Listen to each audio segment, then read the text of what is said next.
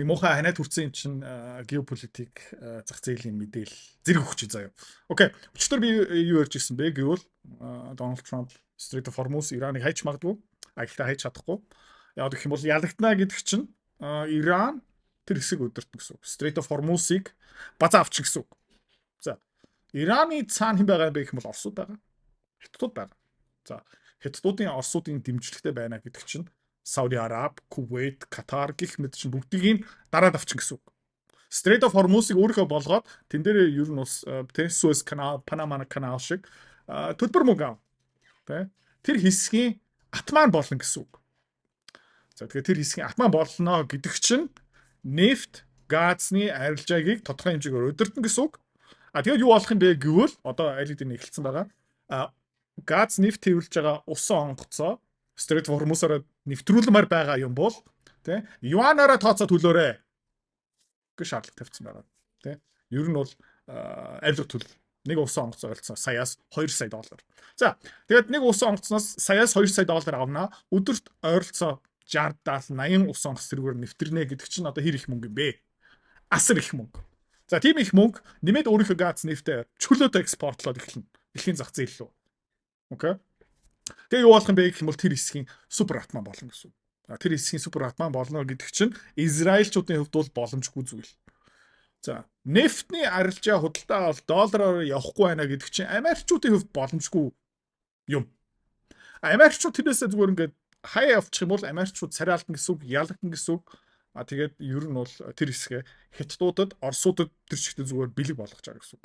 За тэгээд нэг сонирхолтой юм бэ гэх юм бол те never interrupt your enemy when he's making a mistake. Дэсэн чинь алдаа хийж байгаа юм бол хизээж бити зогсоо. Тэ Зеленский, Кая Калас тэр хэдүүлээ бүгдээрээ энийг харж байгаа. За тэгээ өнөөдөр өглөө өчтөр шүн Америкийн цагийн хувьд бол Дональд Трамп том ярилцлага өгсөн. Бүх Америкийн томоохон телевизээр гарсан. Тэргээр юу гэж хэлсэн бэ гэх юм бол бид нар тэ ер нь бид нар ялцсан.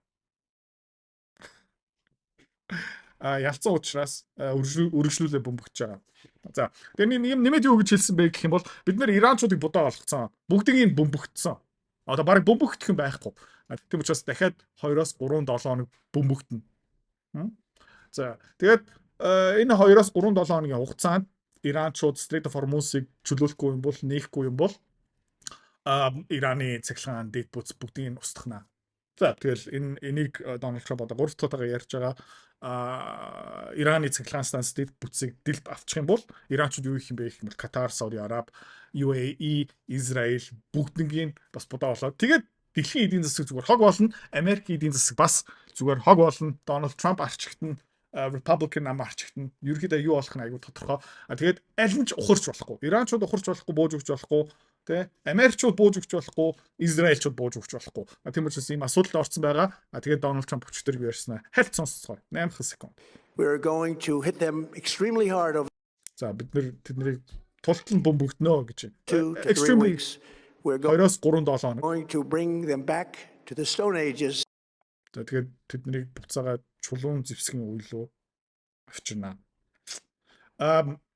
Өмнө бол цэргийн бааз, цэргийн зэвсэг үйлдвэрлэл гэх мэт шин дайны үеэр тэднийг ингээд бөмбөгдөж болно. Одоо тийм иргэдүүдийн ашиглаж байгаа цахилгаан станц, ус боловсруулах үйлдвэр энэ бол зүгээр тийм гэмт хэрэг гэсэн үг. Тэгээд удахгүй магадгүй 3-4 жил дараа, магадгүй бүр 2 жилийн дараа Дональд Трампыг огцруулсныхан дараа олон улсын шүүхтээр чирээд авчирч магадгүй. Хэдүүлээ зүгээр харцгаа.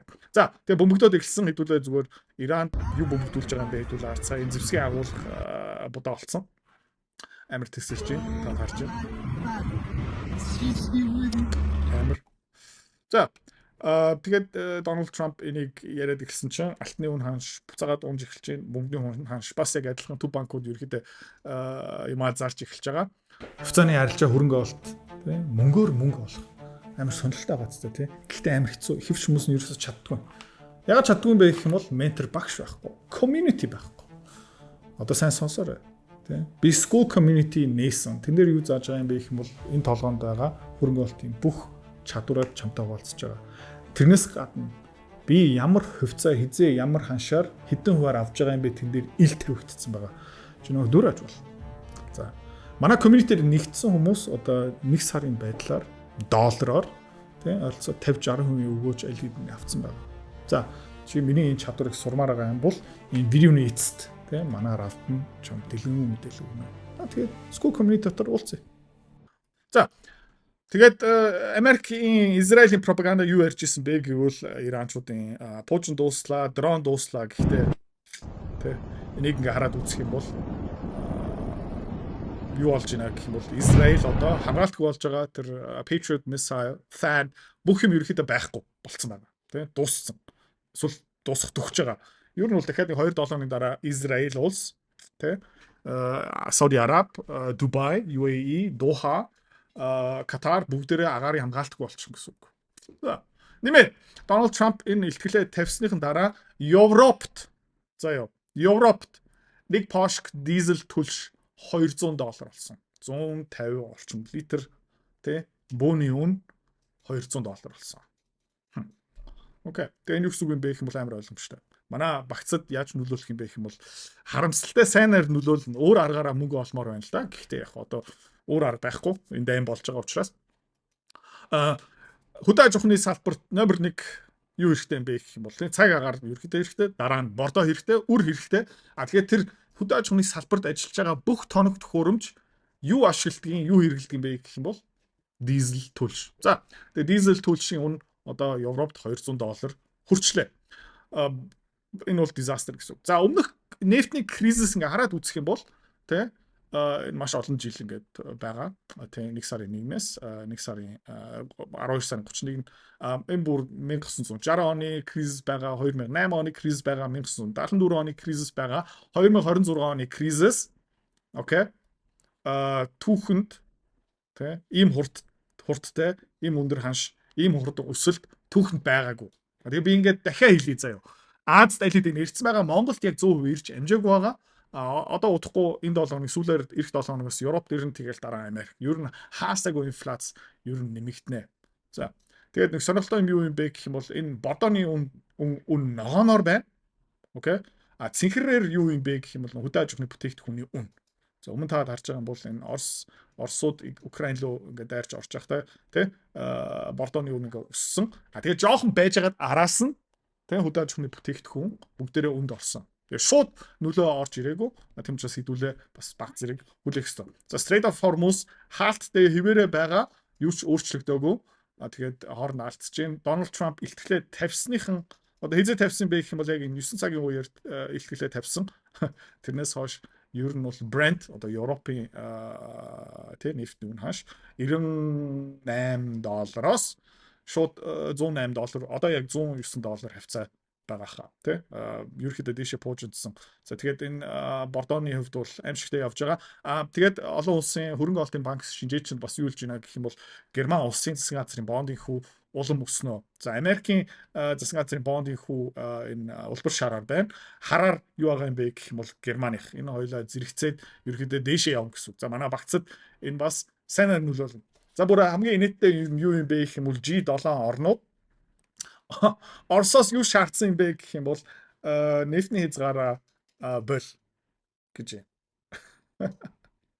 Энэ геополитик олон улсын харилцаа зүгээр хошин шок болж байгаа гэсэн тийм. Яг гэх юм бол хэдхэн сар өмнө тийм G7 орнууд юу гэж хэлж ирсэн бэ гэх юм бол Оросууд над нефтээ иш тийшээ зархаа болоо. Тийм. Бүр ингээд Оросыг дампуурлах гэдээсэн. Одоо энэ дуракууд юу шаардж байгаа юм бэ гэх юм бол чөлөөтэй над нефтээ зараач. Яг гэх юм бол бид нар үнэ хаашаа дийлж чадахгүй юм байна. Тэгээд манай геополитикийн судалгааны дотор бас ингээд бичигдсэн байгаа.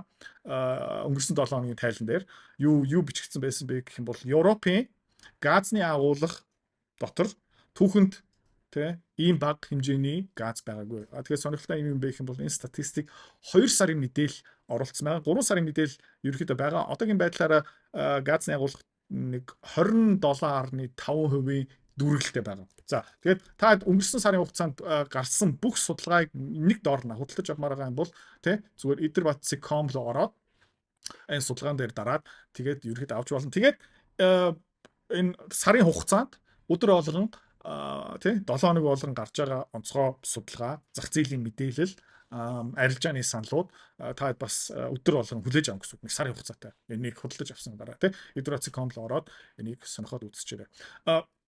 За тэгээ одоо зах зээлийн апдейт руу хэдүүлээ орцгоё. Түрүүн хэлжсэн ерөөхдөө нефт дээшээ пуужинсан яг хизээ пуужинсан байх юм бол айгүй тодорхой Дональд Трамп бэлтгэлээ тавихаас өмнө $97 байсан. Одоо $109 руу хүрсэн байна. Ер нь бол энэ буцаага $120 руу ингээд дэше явж байна.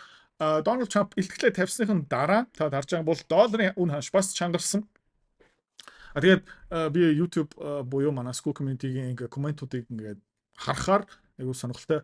Доллар нав сумх хэвээр юм биш үү? Тэ? Америкчууд энэ дайны хувьд бол яалагдж байна. Доллар хог болно. Эдрээ чи юу ч мэдэхгүй юм байна. Чи эдийн засагч мөн үү? Тийм амархан биш ээ. Яг гэх юм бол Монгол улс бүх бондуудаа тэ гадаад руу зарж байгаа дийлэх бондуудаа доллараар гаргасан. Бид нэр доллараараа эргүүлээ төлөх ёстой. Окей. За тэгээ манай зэсийн экспортын орлого буурчих юм бол манай нефтний экспортын орлого буурчих юм бол окей. Бид нэр тэр бондыг төлөх ёстой хүүтэн цуг. Гэхдээ манай орлого зогсчих юм бол сатар ч юм бол буурчих юм бол тэр бондыг эргүүлэн төлөх хэцүү болно. За Монголын жишээ. Хятадууд доллараараа бонд гаргасан, Хонконг доллараараа бонд гаргаж байгаа, Сингапур улс компаниуд доллараар гаргаж байгаа, Австрали, Азийн орнууд, Таиланд, Камбодиа, Лаос, Вьетнам бүгдээрээ ямар валютаар бондуудаа олон улсын зах зээлээр гаргаж байгаа юм бэ гэх юм бол доллараар. Сауди Араб, Катар, UAE, Дубай, Кувейт засгийн газрын бонд олон улсын зах зээл дээр ямар валютаар гаргаж байгаа юм бэ гэх юм бол доллараар. Окей. Европын зарим орнууд бас яг адилхан компаниуд ч гэсэн. South America, Аргентин, Бразил, Эквадор, Боливия, Чили бүгдээрээ ямар валютаар бонд гаргаж байгаа юм бэ гэх юм бол доллараар гаргаж байгаа. Тэгээд доллараа эргүүлээ төлөх ёстой. За. Тэгээд зарим улсуудын орлого нь буурж байгаа.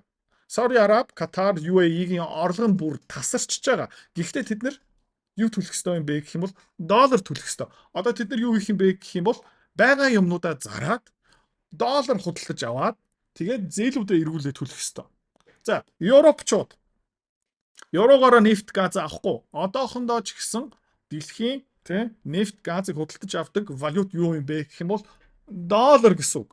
За, еврогоо зараад илүү их доллар авах ёстой. За, та харж байгаа юм бол нефтний үн ханшлуу орцгоё. За, энэ дай эхлэхээс өмнө нэг пошк нефт $66 үнэтэй байсан байна. Одоо хэд болсон бэ гэх юм бол $110 болсон байгаа.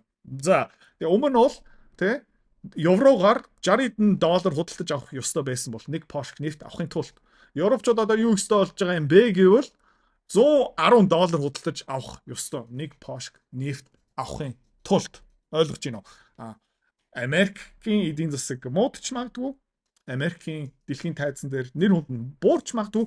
Гэхдээ дэлхийн санхүүгийн систем одоохондоо баг тэр чигээр дангаараа дийлэх юм доллараар явж байгаа болохоор одоо маш олон улсууд, компаниуд, төв банкуд их хэмжээний доллар авах ёстой болж байгаа. За дараагийн томоохон 2032 он, 2035 оны үеэр доллар баг зэрэг хамаагүй болцсон байж магадгүй. Тэгэх юм бол доллар бур. Гэхдээ өнөөдрийн байдлаараа арай өөр байгаа.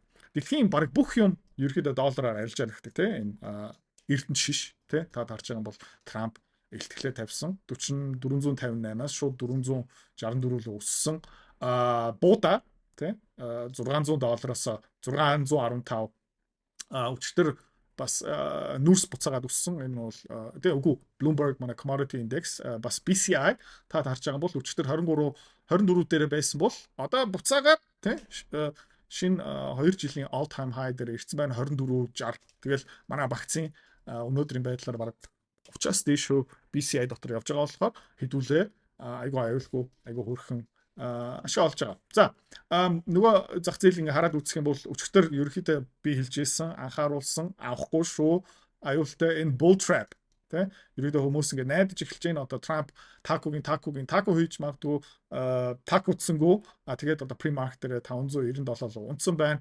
Хэдүүлээ Dow Jones хараад үзэх юм бол өчигдөр бас жоохон өссөн. Одоо pre-market дээр бас буурсан байгаа. Тэгээд харж байгаа бол 459 руу унтсан байна.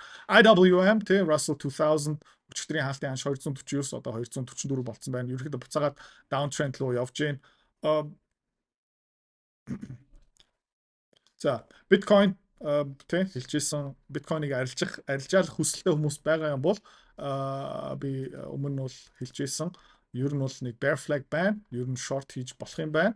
Тэгээд ер нь яг bear flag violate ерөөхдөө баталгаажуулаад retest хийгээд ер нь одоо буцаага доош явах. Ингээ хараад үзэх юм бол ер нь бол энэ 54-өөс 52 мянган доллар руу явахаар юм байна. За тэгээд та хэдийн дунд forex арилжаа хийж байгаа хүмүүс байгаа юм бол тэ хэлжсэн downtrend bear flag одоо ерөөхдөө өргөжлүүлээд доош явна. Тэгээд хаашаа зааж байгаа юм бэ гэх юм бол 1.12 1.1 эсвэл тэ бүр 1.10 parity руу удахгүй явахаар харагдаж байна. За тэгээд энэ манай EUO янз бүрийн евро шопуудыг хурдан ерөөсөө зарахгүй энийг бол хэдүүлээ урт хугацаанд дунд хугацаанд барина. Эндээс ерөөхдөө аягүй хөөрхөн ашиг авах. Ер нь бол улам тодорхой болж байгаа. Тэгээд өнөөдөр анхудаа хэдүүлээ school community дотор хэдүүлээ маржинууд ашиглан таад бүгдээрээ дийлэх нь margin account байгаа $25,000 дэш билүү юу лээ би яг сайн мэдэхгүй байна. $25,000 дэш данстай хүмүүс ер нь бол хөшүүрэг ашиглаж болно. Тэгээ хэдүүлээ анхудаа баг зэргийн хөшүүрэг ашиглая. Тэгээ энэ Strait of Hormuz энэ Middle East дийн дайн улам тодорхой болоод ирэхээр хэдүүлээ удаан хөдөлдөг харьцангуй аюулгүй баталгаатай юм руу хөрөнгө оруулалт хийж байгаа болохоор тэ эх 7 хоногт тэ нэгтгэд хоёр дахьад энэ тэ юу ч өөрчлөгдөхгүй дайн улам хурц болоод Америкчууд тэ цэрэг явуулчих юм бол хэдүүлээ өшөө тэ дахиад жоохон хөшүүрэг авна шүү. Тэгээ манай багц дотор юу ч өөрчлөх хэрэггүй. Бүх юм явдгаараа явж байна. Манай EUO pre-market дээр одоо ингээд дэш явчихна. Манай APA буцаагаад дэш явж байна. Тэ манай BCI буцаагаад энэ жилийн all time high руу явж байгаа. DSB өчтөр жоохон тэгээ яг энэ зургийн дагуу явж байгаа. Та хэд харж байна те. Ингээл resistance те retest жоохон fake out. Тэгээд эндээ жижигхэн fake out retest breakout саяхан retest хийгээд ерөөхдөө одоо буцаагаад ингээд дээшээ явахаар харагдаж байгаа. Тэгэл хэдүүлээ зүгээр тууштай бай. Энэ дан ерөөхдөө нэг сүртэй дуусах шинжгүй байх шиг байна. Тэгээд улам хэцүүхэн болоод байх юм бол хэдүүлээ эх 7-ны нэгтгэхээс хоёр дахоос дахиад жоохон хөшүүрэг ашиглаад тэгээд энэ дайнаас тултал нь ашиг хийдэг тийм ээ. Муухай сонсогч магадгүй. Гэхдээ өөр юу ихтэй те. За одоо эртхэн шиг хариад хифтэд те. Bye bye guys. Хэрвээ та манай эдгээр цэцэрлэг бит хоёрын Earn Invest Be Free School Community-д нэгдэхийг эсвэл яг одоо үзэж байгаа бичлэгийнхаа хамгийн ихний линктээр дараарай. Линктээр дарснаар манай School Community-гийн ерөнхий мэдээлэл гарч ирэх ба хамгийн түрүүнд та school дээр өөрийнхөө профайлыг үүсгэх юм. Профайлаа үүсгэхийн тулд та заавал нэг зураг, өөрийн овог, нэр болон мэйл хаягаа оруулах шаардлагатай. Профайлаа үүсгэсний дараа та join гэж дараад Visa карта холбоно. Visa карта холбосноор сарын $29 төлбөр нь шууд татагдаад та манай community-д нэвтрэх эрхтэй болно. Манай community-д орж ирснээр юу байгаа юм бэ гэвэл одоо аль хэдийн 10 компанийн үнэлгээ, түүний Excel файл, давтамжтай ордог зах зээлийн шинжилгээ, судалгаа болон анхан шатны бүх суурь мэдээллүүд орсон байгаа. Мөн та надтай холбогдоод бүх зүйлээ асуух боломжтой. Хэрвээ танд сонирхолтой санагдчих байвал манай community-д нэгдээрэй.